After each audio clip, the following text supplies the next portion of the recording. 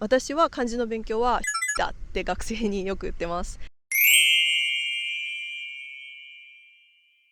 皆さんこんにちは。日本語の先生の静香です。最近涼しくなってきて、今日は天気もいいのでカメラを持って少し遠くに来てみました。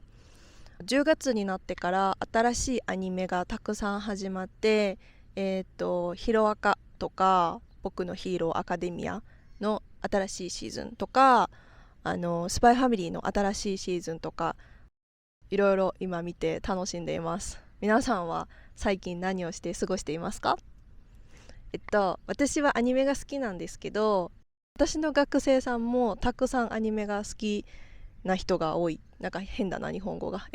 私の学生さんもアニメが好きな人がたくさんいて、大体みんな日本語の勉強を始めた理由はアニメなんですよね。でも最近多いのが、日本に旅行に行く予定があるから日本語の勉強を始めたいっていう人が結構たくさんいて、東京、大阪、京都とか外国人がたくさんいて観光客がたくさん来る街だったら問題なく旅行できると思うし、バスとか電車とかそういうものも絶対に英語とかローマ字のサインがあるから旅行はできると思います。でももちろん日本語知ってたらもっとできることはたくさん増えるし、何よりすごく、リスペクトがあっていいですよね。みんな嬉しいです。だからそういう日本に旅行に行く前に勉強したいっていうジェスチャーはすごく私は嬉しいしありがたいんですけど、じゃあそういう時にひらがなカタカナを勉強した方がいいですかってよく聞かれます。で、私は先生としてはもちろんひらがなカタカナは勉強した方がいいと思うんだけど、正直ひらがなカタカナを知らなくても日本語の勉強はできるし日本語を話すこともできます。で、私はオンラインで日本語を教えていて、最初のレッスンで学生さんと話すときにその人が本当に本当にビギナーでひらがなもカタカナもまだ何も分かりませんっていう人だったら、あのひらがなカタカナを勉強するのは自分でできますよね。一人で覚えて練習するだけだから、先生にお金を払って、ひらがなカタカナを覚えるのはちょっとお金の無駄だと私は思うから、私と一緒に、新しい言葉文法を勉強しながら自分で一人で2ヶ月とか3ヶ月とか4ヶ月自分のペースでまずはひらがなを勉強してくださいって言います。で、大体そしたらみんなもそうですね、ひらがなは自分で勉強できますって言ってくれるし、2ヶ月3ヶ月後に先生もうひらがなカタカナ読めますって大体みんな教えてくれます。できれば3ヶ月後くらいにはひらがなが読めるようになっているとすごくいいんですけど、あのもうひらがなカタカナ覚えるのが大変だからそれはやりたくないですっていう人だったら正直覚えなくてもいいと私は思っています。で、そういう学生さんとは私は今でもローマ字を使って一緒に勉強するっていう風にしています。で、でもやっぱりローマ字を使うといろいろ不便なことはあるかなと思います。例えば日本に来た時にローマ字のサインはどこにもないですよね。で、私日本語で完璧に注文できるのに日本語のメニュー読めないということになっちゃうから、なんかちょっともったいないかなって思います。だからやっぱり日本語の勉強続けるなら少なくともひらがなは勉強必要かなって思います。例えば形容詞アジェクティブの勉強の時にい形容詞いアジェクティブとな形容詞なアジェクティブがあって、大きい安い小さい暑いはいいアジェクティブで、暇元気はなアジェクティブですよって勉強するじゃないですか。でその時に元気ってローマ字で書いたら KI で終わるから、これいいアジェクティブじゃんっていう人が時々いたりして、いやいや違うよ、よく見て、これひらがなで書いたらゲンキキだからいがないでしょ、これはいいアジェクティブじゃないよっていう風になるんですよね。あと綺麗とか有名はいいで終わるから、いいアジェクティブみたいだけど、これはなアジェクティブですね、これはエクセプションですって多分みんな勉強したと思うんだけど、これってよく見たらすごく簡単にわかるんですよ。綺麗とか有名ってどこにもひらがながないんですよ。漢字で綺麗有名って書くから、大きくてとかさ、大きくないとか大きかったみたいに、いいアジェクティブみたいにその漢字をコニュゲーションできないんだよね。だからどう考えても、どう頑張って考えても、綺麗有名はそれで一つの漢字で終わってる言葉なので、綺麗です、綺麗じゃないです、綺麗でした、コニュゲーションできないから、絶対なアジェクティブなんですよ。だからそうやってひらがなが分かると理解しやすいことはたくさんあると思います。あとはその長音っていう長い音、例えば聞いてくださいと来てくださいとか、そういう違いもひらがなが読めたらすぐにわかる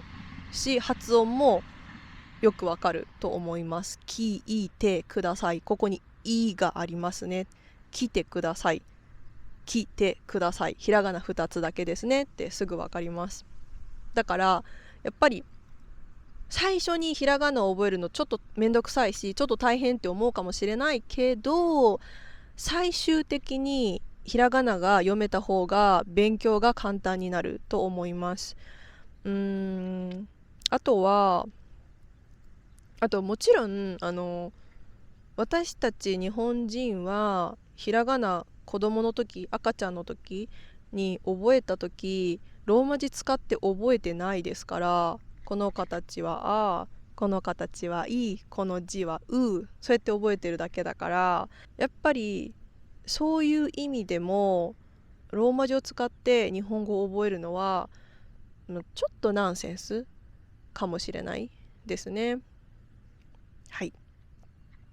とはいえひらがなカタカナ覚えるの苦手っていう人たくさんいると思うから、覚えないといけないことはないと思ってます。はい。ひらがなカタカナが理由で日本語の勉強をやめるくらいなら、私はローマ字でもいいから日本語の勉強を続けてほしいと思います。あとは、漢字はどっちでもいい。漢字の勉強は、私は漢字の勉強は趣味だって学生によく言ってます。もちろん仕事したいとか日本の大学行きたいとか、そういう人だったら多分勉強しないといけないんだけど、趣味で日本語勉強してるだけなら、漢字が読めなくてもひらがなが読めたら振り仮名で本も読めるし、そんなに問題ないと思います。でももちろん漢字を知っていたら、知らない言葉でも漢字の意味からその言葉の意味を考えること、推測することができるので、面白いし、もっと勉強が効率よくなると思います。それでよく学生さんに、先生漢字の簡単な覚え方はありませんかとか、どうやったら漢字の勉強が簡単になりますかって時々聞かれるんですけど、私は漢字の勉強にはショートカットはないと思っています。もちろんアプリとかゲームとかそういう方法はたくさんあるけど、それも結局暗記覚えることじゃないですか。だから時間はかける必要があると思います。私たち日本で育った人たちも、小学校の6年間で漢字を勉強して、中学校の3年間でまた漢字を勉強して、そうやって常用漢字2136文字かなを覚えたので、やっぱり時間はかかると思います。私たちは毎日小学校で漢字の宿題があって漢字のテストがあって国語の授業の中に漢字の時間もあって、それからたくさん作文を書いたり本を読んだりして、そうやって漢字を覚えていったので、皆さんも時間はかかるけど絶対覚えられるから、ゆっくりでいいから漢字を勉強していってほしいなって思います。とはいえテキストだけで漢字を覚えるのってやっぱ退屈、面白くないと思うので、私がおすすめするのは漫画を読むことです。おすすめはドラえもんかな。古い漫画なんですけど、古いからこそ変なスラングとかが入ってないし、子供が読む漫画なのでそういう難しい言葉とかもないし、変なファンタジーじゃない、ちょっとファンタジーだけど、完全ファンタジーじゃないから、ベースは日本の生活ですよね。家があって子供たちがいて学校に行って家族とご飯を食べて友達と遊んでっていう、そういう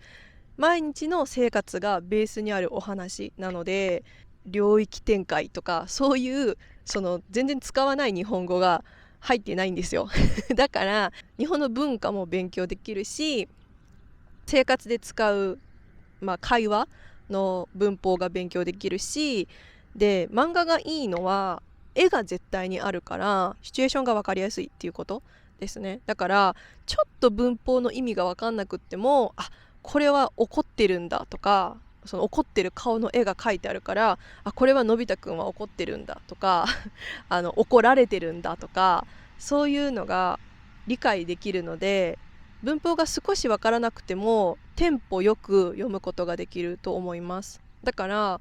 漫画で漫画を読みながら漢字を勉強するのはすごくおすすめです。で、なんか実際漫画を読む子供は読まない子供より文章を理解する力が強い、理解する力があるっていう研究結果とかもあるみたいです。本で勉強するのが好きな人はいいんですけど、その教科書でたくさん書いてたくさんテストして勉強するのが好きな人はいいんですけど、ちょっとそういうのが疲れたなって思う時は漫画を読むこと、特にちょっと文法とか漢字に注意しながら読むことをおすすめします。はい、そんな感じかな。なんかこれ実は3テイク目でなんか上手に撮れなかったのでたくさん撮り直しました。うまくいってるといいんですけど、もう撮りたくないからこれで終わりにします。これでもう次新しくは撮りません。皆さん多分ひらがな、カタカナ、漢字大変だって思うかもしれないけど、それが日本語の勉強の面白さでもあると思うし、読めたらかっこいいですよね。だから時間がかかってもいいからちょっとずつ読める漢字が増えたらいいのかなって私は思います。はい。で、漢字とかひらがな、カタカナ、文字は一人で勉強できるから、そうやって一人で時間がある時に覚えていけばいいかなと思います。多分このビデオの前にスタラジのエピソード30がアップされていて、その中で、これから秋から冬にかけてヨッシーと私がいろいろ忙しくなるので